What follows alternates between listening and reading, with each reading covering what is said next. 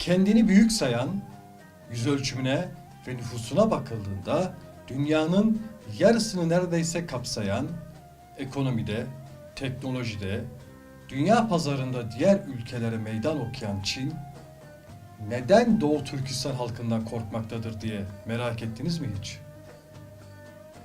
Çin'in işkenceler ve zulümlerle tarih sahnesinden silemediği, baskı yaparak asimile edemediği bu toplumun ayakta tutan ruhundaki sırlarıdır.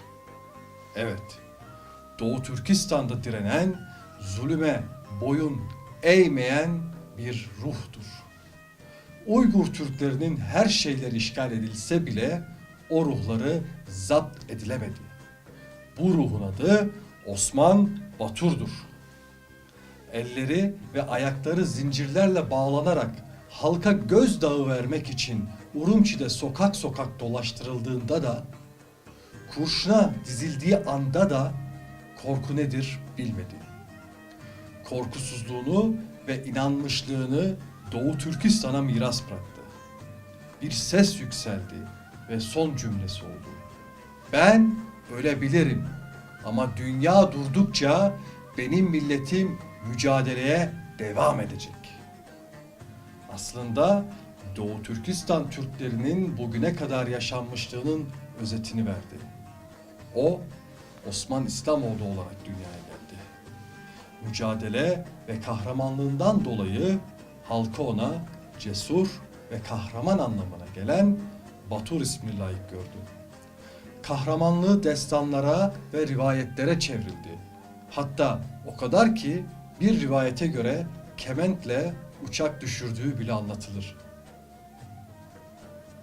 Zulüm olan yerde başkaldırı vardır.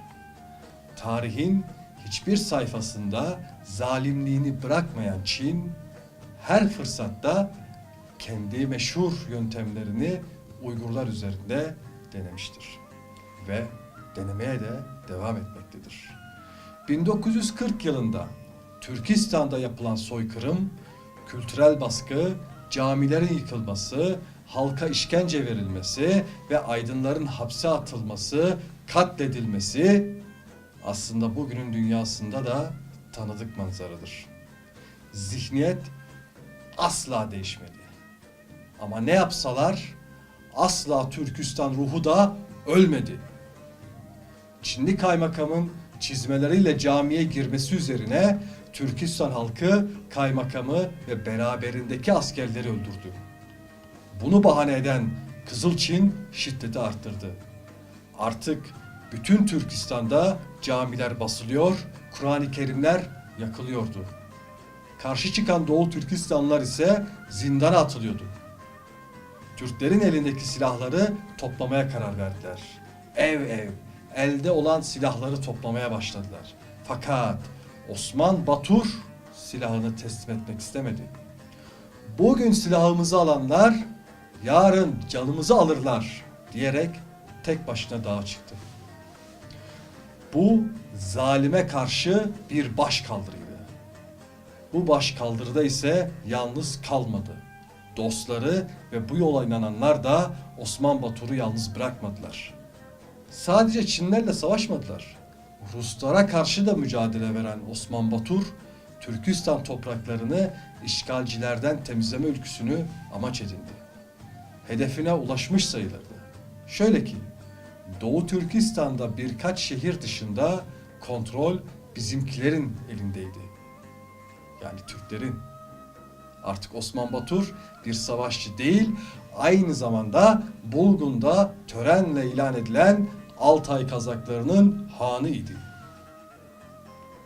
Üst üste yenilgi yaşayan Çinliler büyük bir ordu oluşturarak Osman Batur'un üzerine saldırıya başladılar.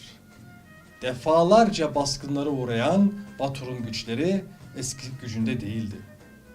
1951 yılının Şubat ayında yeni bir baskına uğradılar.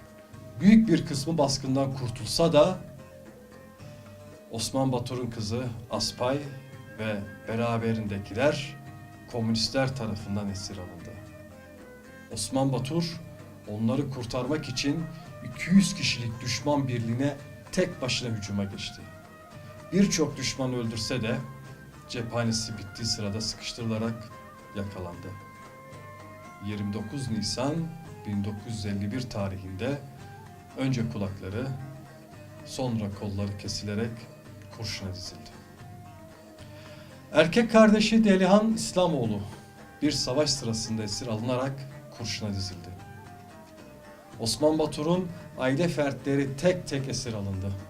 18 yaşındaki kızı Kabira ile 14 yaşındaki oğlu Baybol'la annelerinin gözleri önünde doğrandı.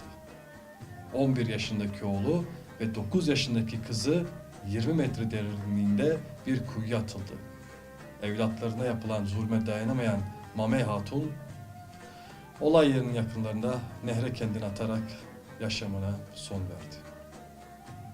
Bu anlattığım bir ailenin hayatı gibi algılanmasın. Tarihte de şimdi de bu Doğu Türkistan'ın hayatıdır. Çin ne kadar güçlü olsa da Osman Batur kazanacak. Yeni Osman Baturlara selam olsun.